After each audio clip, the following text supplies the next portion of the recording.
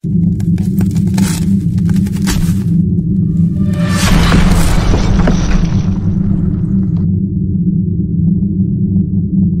Bilezik.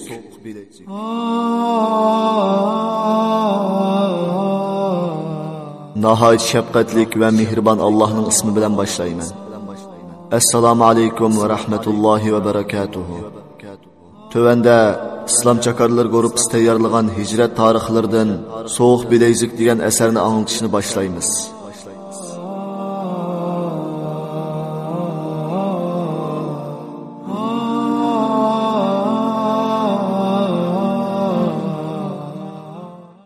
Soğuk Bilezik.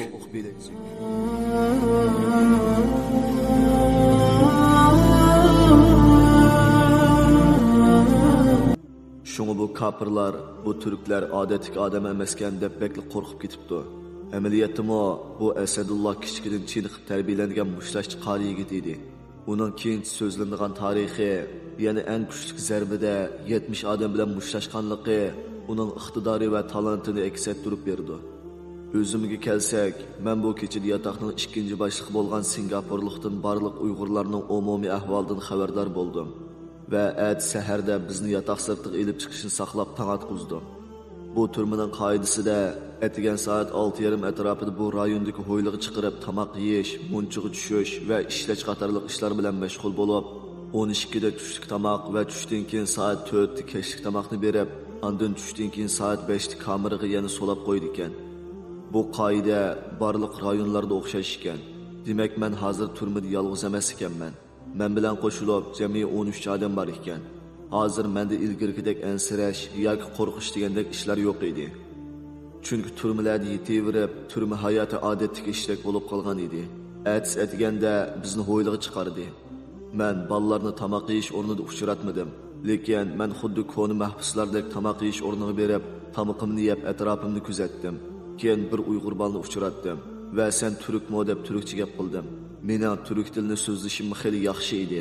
U bala bekli jiddiylashib, hech narsa demay darhol ketib qoldi. Mening u balaga turkcha gap qilishim, ularni bir qo'rqitib qo'yay deb chaqchaq qilishim edi. Chunki men biletdim, bu yerdagi Uyg'urlarning biz Turkiya deb turib olganligini. Ammo biror rost turk kelib qolsa, ondan biz chinib qolsak, turklar bizning yolg'on turkligimizni deb qo'ysa, qanday qilarmiz deb ansiraydi. Men bularni bilgachga chaqchaq qilib turkcha gap qilgan edim. Degandek u bala bekmi jiddiylashib qoldi. Asta orqadan barsam, ular masjid deb atilgan kichik bir bo'sh o'rinda turk gapdi deb so'zlashayotgan ekan. Men ularga Uyg'urcha salom qilib o'zimni tanishtirdim. Hammasi meni obdan bildi ekan. Qiziq ishlar bo'ldi. Bular qarsam biraylan rasla hastayinib mangdi ekan. Namozini o'ltirib o'qiydi ekan. Boshqalar har holda sal yaxshi, biz bilan o'ltirib paranglashdik. Men oldi bilan bu ballar bilan o'tgan ash kunlarni, ondan ularning turmadan qetish ahvolini so'zlab beray.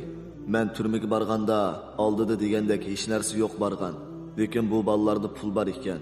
Bular bu turmaga ikkinchi qitim kelgachga ko'p qoida tuzumlarni bildi ekan. Bular har kuni tushda yaxshi tamoqlarni buyurtadi. Biz birga yeydik. Turmaga siritdan yaxshi tamoqlarni buyurtishga bo'ladi. Bu yerda tamoq bahsi bekla arzon ekan. Men bu rayonda bu 5 bola bilan jami 10 kun birga turdim.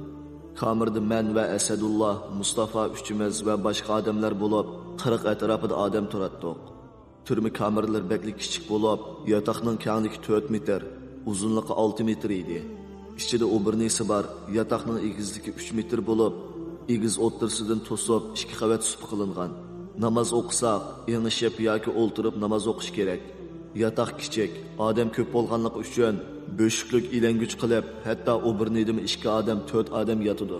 Bu turmaning hamma kamerlar buningga o'xshash ekan. Biz yotoqqa chiqqanda men Mustafa bilan birga 10 kunni paranglashib o'tkazdim. Esadullah o'ltirib mashq qildi yoki Qur'on takrorladi. Sirtga chiqqanimizda etiganda bizni soat 9lar atrofida cho'ng yumaloq maydonga chiniqlab chiqatdi. Chiniqqili chiqquncha chashkah namoz o'qib, Qur'on o'qib, masjidda atalgan yerda o'ltiratdik. Keyin chiniqqili chiqsak, biz turklarni daraxtning soyasida o'ltirg'izib qo'yib, boshqa jinoyatchilarni qattiq issiqda maydonda o'ltirg'izdi yoki yugurgili salatdi. Biz bu chiniqish maydonida bir kunda 2 qitim chiniqimiz, ya'ni tushdan burun, tushdan keyin. Biz oltimiz bu maydonda chiniqqanda har birimiz 5 pardin Qur'on o'qish vazifasini ado qilatdik. Yana 6 mez her gün Qur'onni bir o'qib tugatdik. Baldır o'qib bo'lganlar bu cho'ng maydonni yugurib aylanadi. Men asos jihatdan har kuni tushdan keyin maydonni 20 qitim yugurib aylanib mashq qilardim. Lekin bu vaqt ajoyib issiq edi. Vatanda Xitoy harbiylarining nimishqa issiqda yugurib mashq qilganligini bu yerda his qilgan edim. Mana shundoq 10 kunni men ular bilan o'tkazib, 10 kun to'shgan kuni bu 5 balni boshqa rayonga yo'tkib o'tib, men yolg'iz 3-rayonda qoldim. Bu 5 baldan Asadullah va Muhammad akamni 1-rayonga, boshqa 3 kishini 2-rayonga yo'tkabdi. Balkim bular yo'tkilib necha kun o'tdi bilmayman.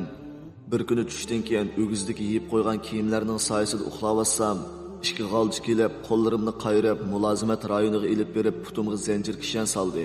Nim bo'lganini bilmay qoldim. Shu yerdagi chimlikqa qarasam, bizning bolalardan 5 odamning yuz ko'zlari to'pa va qon, hatto putiga har 2 odamni bir qilib cho'ng ig'ir zanjir kishanni silib qo'yibdi. Men nim bo'lganini g'alchilardan so'rasam, Türkler 1-rayonda barliq odamlar bilan urushdi deydi. Qandaqmi mumkin bo'lsin? 1-rayonda 800 atrofida odam tursa, Türkler aran 6 odam tursa desam, Türkler yamankan, hamma odamni uribdi deydi. Men ballarga gap qilolmadim. Keyin putumdagi zanjir bilan 3-rayonga qaytib, o'gizdan 2-rayondagi ballarni chaqirtib so'rasam, 2-rayondagi ballarga zanjir kishan silib qo'yibdi. Ularni toza aniq bilanmabdi. Men bu kuni ballarning ahvolidan aniq xabar ololmay, 3-rayonda yolg'iz turib, atis etiganda pastga tushish uchun mangsam, yandagi kamerda bizning ballardan 3 yoki 4 balni 2 odamning putini bir qilib zanjir kishan silib solab qo'yibdi. Bularni pastga ilib tushmaydi ekan. Qarasam Shahid Bulbul qarining yuzlari bekli yara, ko'zlari ko'kirib qopdi. Bekni ichim og'irdi. Mening ularga qilib bera oladigan ishim pastga tomoq ekelganda ularga tomoq ekilib berish bo'ldi. Lekin bu mo necha kun davomlashdi. Chunki saqchi kafirlar ularga gap qilishimni va tomoq ichib berishimni cheklab, boshqa odam o'rinlashtirdi. Dexa Asadullahning 2-qitim turmadan qochganda turmaning bexatarlik simlari kesib etgan putlaridagi yaralar saqaymagan edi. Bu yara holatdagi putiga silingan zanjir kishan yara ustiga yara hosil qildi. Aslida bu urushning sababi mundaq ekan.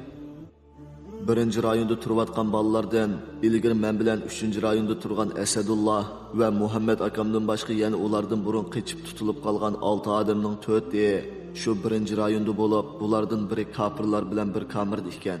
Kafirlar kechida bu balni qattiq uribdi.